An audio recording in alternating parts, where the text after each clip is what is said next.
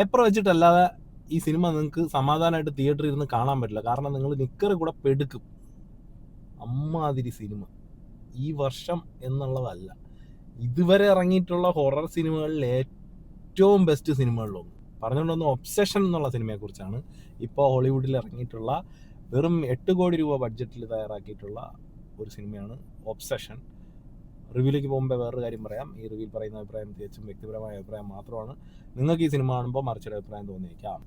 ഇനി സിനിമയെക്കുറിച്ച് പറയാൻ സത്യം പറഞ്ഞാൽ റിവ്യൂ പറയാൻ പോലും എനിക്ക് യോഗ്യതയില്ല. കാരണം എന്ന് വെച്ചാൽ എനിക്ക് അതിൻ്റെ ടെക്നിക്കൽ സൈഡിൽ ഇത്രയും ഡീപ്പായിട്ടൊന്നും പറയാറുള്ള. ഒറ്റ കാര്യം മാത്രം പറയാം, ഇതിനൊക്കെ ഓസ്കാർ കിട്ടിയില്ലെങ്കിൽ അക്കാഡമി പിരിച്ചുവിടണം, എൻ്റെ അഭിപ്രായം. കാരണം ഇവര് എടുത്തിരിക്കുന്ന എക്സ്പെരിമെൻ്റ് എന്ന് പറയുന്നത് അത്രയും ബ്രില്യൻ്റ് ആയിട്ടുള്ളൊരു എക്സ്പെരിമെൻ്റ് ആണ് ഉമ്മാർ അതിൻ്റെ അത് ചെയ്തിരിക്കുന്നത്. അതായത് ഹൊറർ എന്നുള്ളതിന് പുതിയൊരു ഡെഫിനിഷനാണ് ഈ സിനിമയ്ക്ക് അത് കൊടുത്തിരിക്കുന്നത്. നമ്മളെപ്പോഴും ഹൊറർ എന്ന് പറയുമ്പോൾ എന്താ സാധാരണ, ഇപ്പം എനിക്ക് നമ്മളൊക്കെ മനസ്സിൽ ആദ്യം ഓടി വരുന്നത് ആനബെല്ലയോ അല്ലെങ്കിൽ മറ്റേ എക്സോർസിസ്റ്റോ അല്ലെങ്കിൽ അതുപോലെയുള്ള വേറെ കുറേ സാധനങ്ങളുണ്ടല്ലോ, കുറേ ചവർ സാധനങ്ങളുള്ള ജംപ് സ്കെയർ കുത്തി നിറച്ച സാധനം. അങ്ങനത്തെ സാധനങ്ങളുടെയൊക്കെ കാലം കഴിഞ്ഞു പോയി. ഇത് ന്യൂ ജനറേഷൻ ഹൊറർ പടം എന്ന് പറഞ്ഞുകൊണ്ട് ഇറക്കിയിരിക്കുന്ന സാധനമാണ്. എനിക്ക് ഈ പടം സജസ്റ്റ് ചെയ്തവൻ ആദ്യം പറഞ്ഞത് എൻ്റെ അടുത്ത് ഡൈപ്പർ വെച്ചുകൊണ്ട് ഈ സിനിമയ്ക്ക് പോകണമെന്നാണ്. ഈ പടം സജസ്റ്റ് ചെയ്തതിന് നിൻ്റെ അടുത്ത് ആദ്യം ഞാൻ താങ്ക്സ് പറയാം. കാരണം ഭയങ്കര തിയേറ്ററിൽ നിന്ന് ഞാൻ ഇറങ്ങിയിട്ട് ഞാൻ അവിടെ ഒരു 2 മിനിറ്റ് ഇരുന്ന്.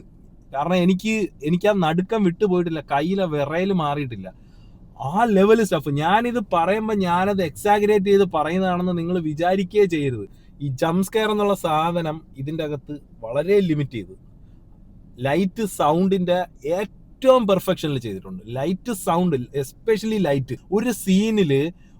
ഒരൊറ്റ സീനില് ഒരു പെങ്കൊച്ച് വന്നൊരു ഡോറിന്റെ അടുത്ത് നിന്ന് അവൻ്റെ അടുത്ത് സംസാരിക്കുന്ന ഒരു കാര്യമുണ്ട്.